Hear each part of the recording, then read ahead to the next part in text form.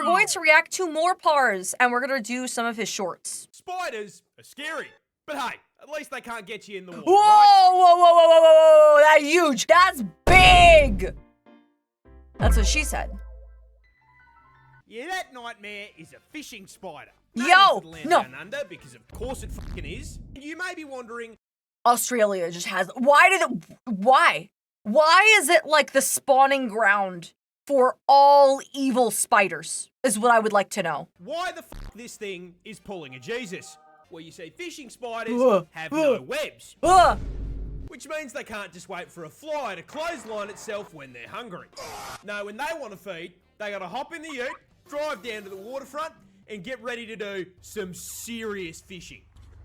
No! Last I checked, spiders can't just go down to BCF and buy a fishing rod. No, these little guys need...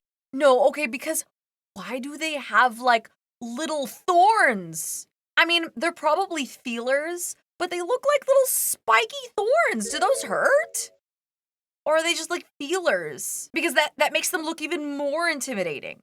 Jeez. to get hands-on. Or, should I say feet? Because they start Ew. their hunt by resting their forelegs on the water's surface. These legs are covered in incredibly sensitive hairs, which detect tiny So that's why little they're so ripples hairy. and vibrations from the water, basically giving them their prey's fucking IP address. Not only finding their location, but also doxing what fucking species it is. Uncooked fish finger located, all that's left to do is, you know, go out and grab him.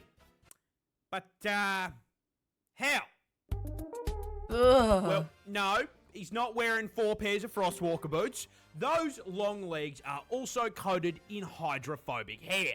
This allows them to put their weight on the water without breaking the surface tension. This means that when they see their prey, they can simply Jesus towards it at Mach 5 and fucking grab it.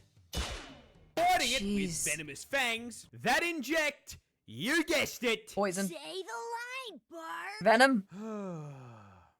neurotoxin. Oh. And once it's paralyzed, they drag it back to the shore and have a feed. Ah, wait, this one's too small, we gotta throw him back. Be free! No, that's disturbing, man. This is the world's deadliest tree.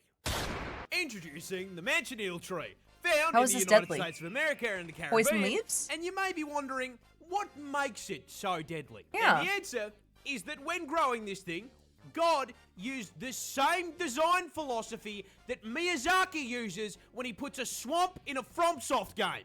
Because even thinking about the fucking thing will poison you. Leave me alone! Huh? The leaves, right? The entire tree, from root to stem, contains more toxicity than a league lobby, and that starts with the sap. Is this also in thick, Australia? Sticky, white substance is not only found inside the tree, but thinly coats the entire thing, not unlike the sock under your bed.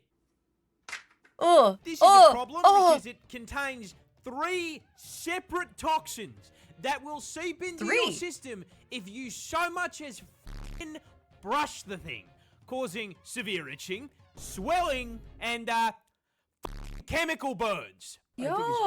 allergies. Getting toxic shock from just touching the thing isn't enough for you? Well, you'll be happy to know that eating the fruit on it can just kill you.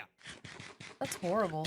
Yeah, what the sap does to your skin, the fruit essentially does to your throat and internal organs. So Ew. just a few bites of Satan's apple here will cause you to start choking before you experience the worst stomach pain of your entire life, collapse to the ground, puke your guts up, and then start shitting them out. No. But the f***ed up part is even if you don't eat the fruit or touch the tree, it can still poison you. Ow! How? Well, let's say you're walking outside and suddenly it starts pissing down with rain. Thinking quickly, you run for cover under the branches of a tree. A Manchineal tree.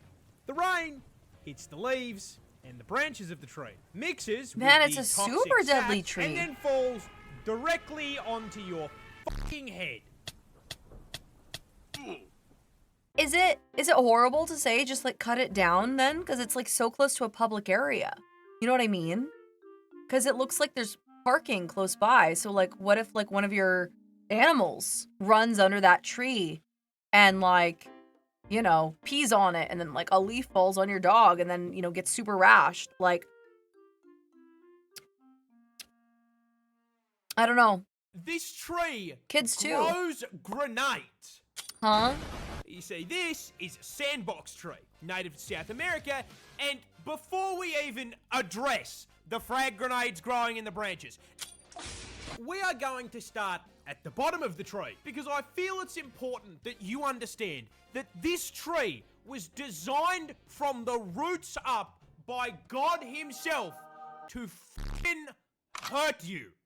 Growing up to a staggering 60 meters in height. The first phase of the f***ing boss fight that is this tree is the giant, inch-long, rock-solid bark combat knives covering the thing. You know what they look like? They were kind of remind me of like, well, barnacles from far away, but they remind me of the arrowheads, old-fashioned arrowheads.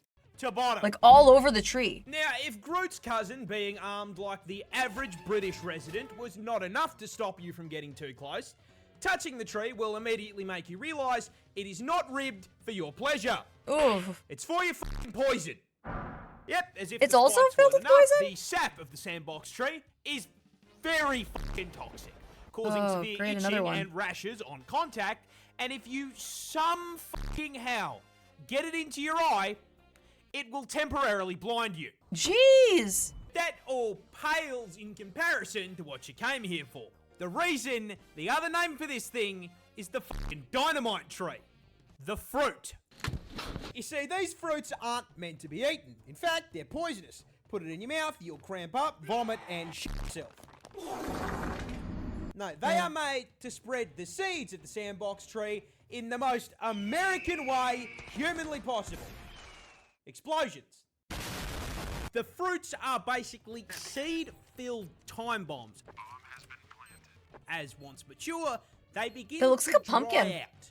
As they dry, they shrink, and they slowly begin bending against their stems. Jeez. The tension gets too high, snaps the fibers, holding it against the stem, and the whole thing explodes like a frag grenade. The sending heck? seeds flying up to 240 kilometers an hour. Whoa, that's This wild. tree, this turtle breathes through its butt. Wait, what? No, this is not a joke. This is a Fitzroy River turtle, native to the land down under, and as with most of the shit found in God's drafts folder, its existence begs a single question. Fucking why? It looks so cute. Like, look at this face. It's got a long neck, too. It actually kind of looks like a Pinot turtle, I'm not gonna lie. But anyway. Well, these little guys are freshwater bottom feeders, snatching and consuming the children of aquatic insects and munching down on the occasional ribbonweed salad. And as with most river turtle species, this requires them to spend most of their time Guys, tell me I'm wrong. Tell me I'm wrong. I'm continuing. in water. Now, rather than doing what most turtles do and developing an insane lung capacity, the Fitzroy decided to evolve a set of gills alongside their lungs to allow them to stay underwater for 3 weeks at a time. I can't unsee it. That's all I can focus on. I am under the water. However, when placing the gills, God was absolutely fucking plastered. And instead of placing them on the neck like a normal animal, he slipped on a beer can and not only placed them on its ass, but inside of it. And you know what makes this even worse? Turtles do not have a single purpose hole like you or me. They have a cloaca, which is the fucking Swiss Army knife Oh, of holes. no. This means that Fitzroy River turtles shit, piss, breathe, From the and same hole? fucking mate From out of the the same hole. No, no, no, no, no, no, no, no, no, no, no, no, no, no. Because you're telling me that they're just like, they're like, yeah, I'm gonna get this this next generation in you, baby. Yeah, just don't breathe. We're gonna continue.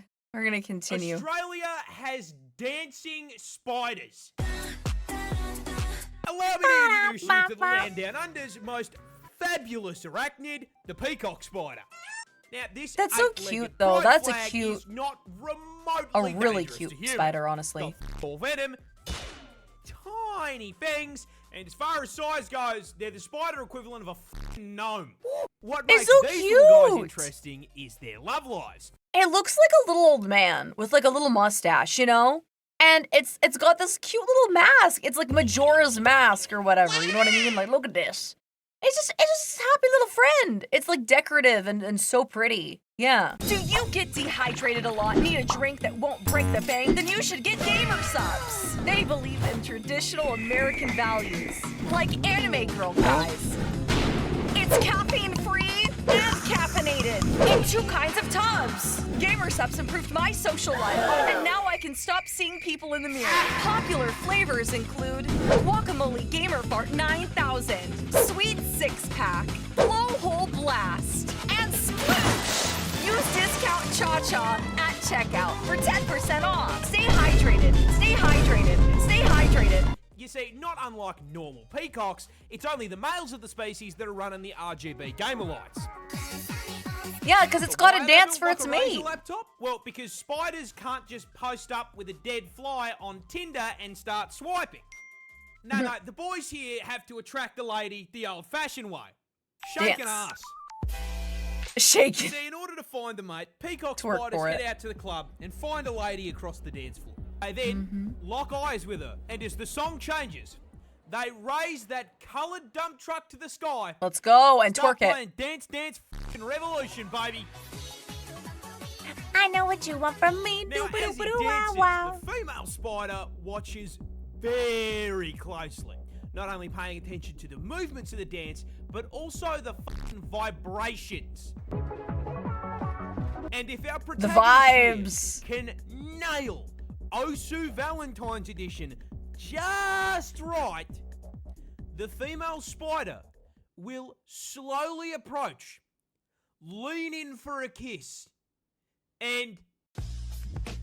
But here's the thing. If he f***ed up the dance, he fails the charisma check. And if he f***s the charisma check, No mating. he's no longer boyfriend material. He's a f***ing Happy Meal. What do you mean Happy Meal?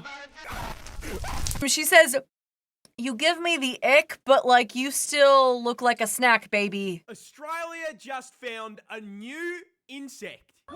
Poke? What a And Pokemon! in a certified Australia moment, it is It's unironically Beedrill! called It's the Beedrill! f***ing Lucifer bee. Ah! Of course we have the Satan bee.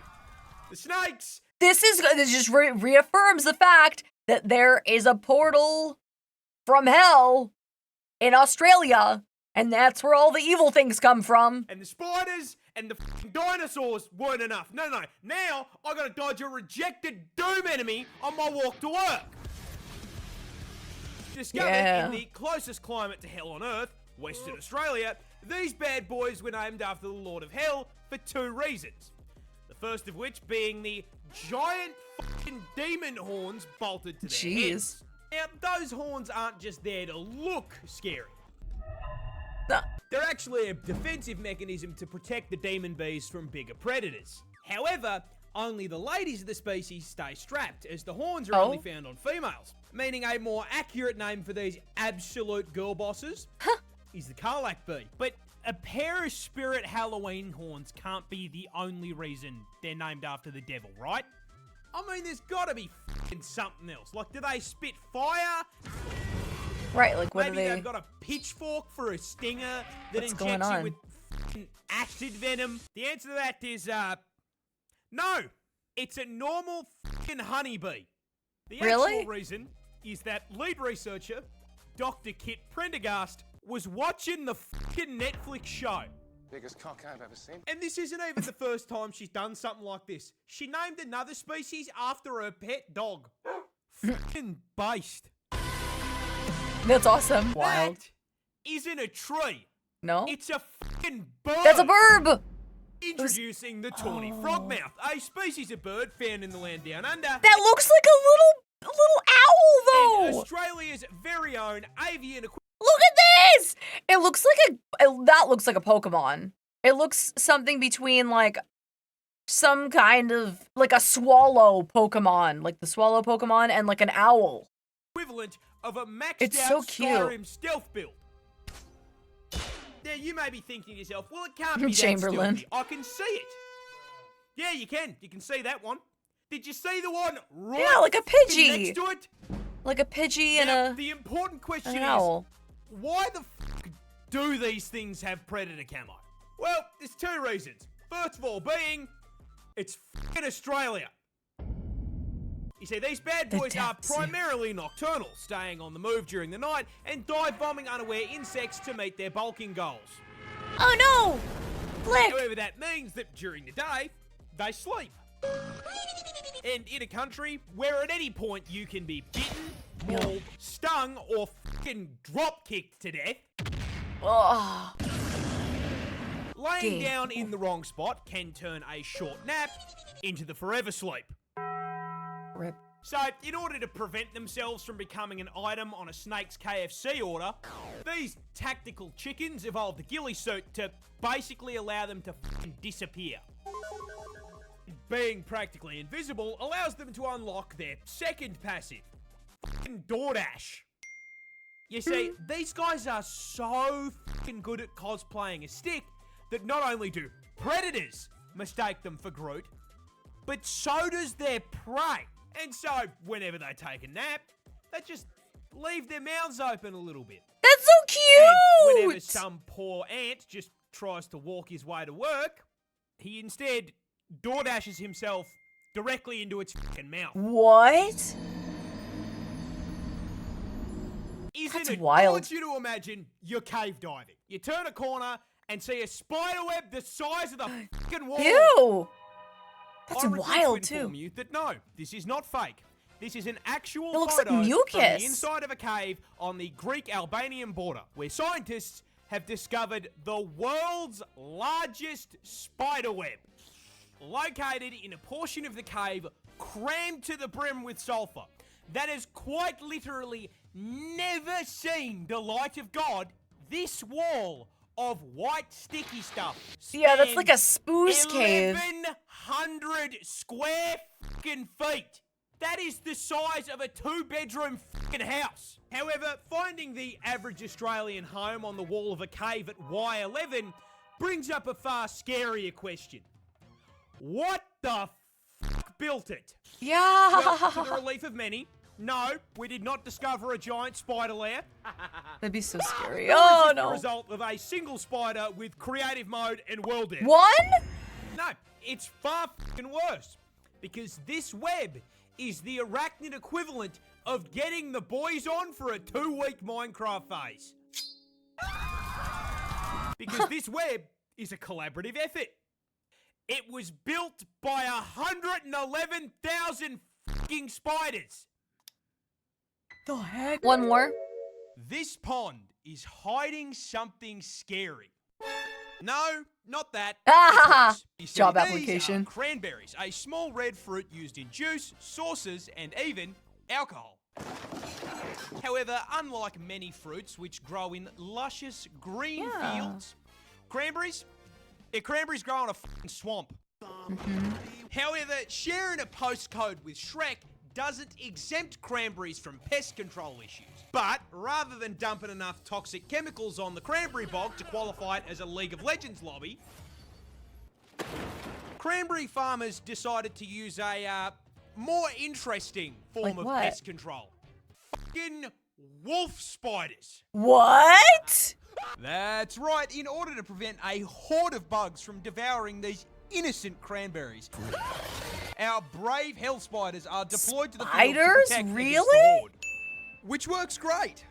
Until they flood the fields to harvest the cranberries, at which point the highly venomous wolf spiders start to look for the closest high point.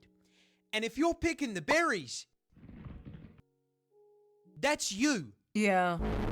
I This pond is wonder what they do about the spiders at that point. Like, do they, like, is it a method of harvesting? Or, I mean, are they taking some other species of, like, let's say fish or something else to eat the wolf spiders at that point? That's interesting.